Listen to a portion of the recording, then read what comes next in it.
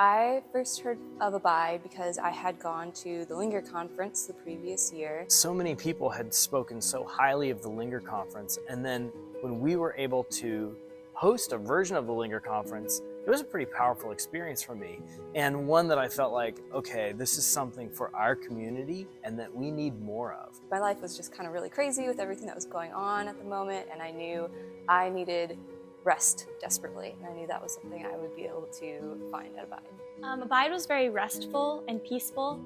It was a time where I just got to sit and soak in the presence of God, both in the Abide room and with each other in community. It was worshipful, it was restful. And the presence of God was so heavy, and it's just not an experience that I have every day, and that was a big deal that really stuck with me. Some of my highlights personally were the breakout sessions.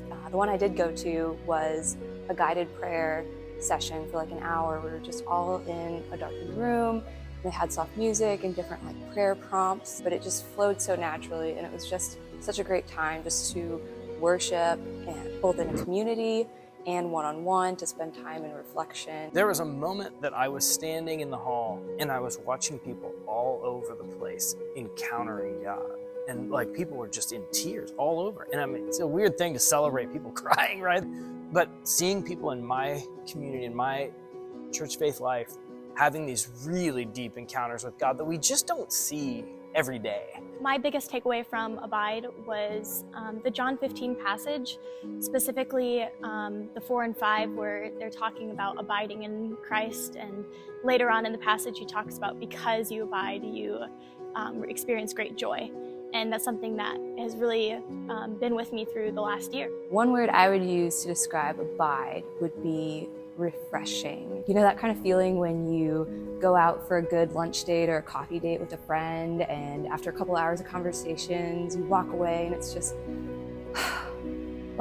that's how Abide felt. John 15 talks about abide in me and I in you. I am the vine and you are the branches. And I just love that verse. We really need to be connected to the vine. He is the vine and we are the branches. It's impossible not to think about the various scriptures that talk about how we abide in Christ and how we make our home in Him. This is the central idea of what abide is.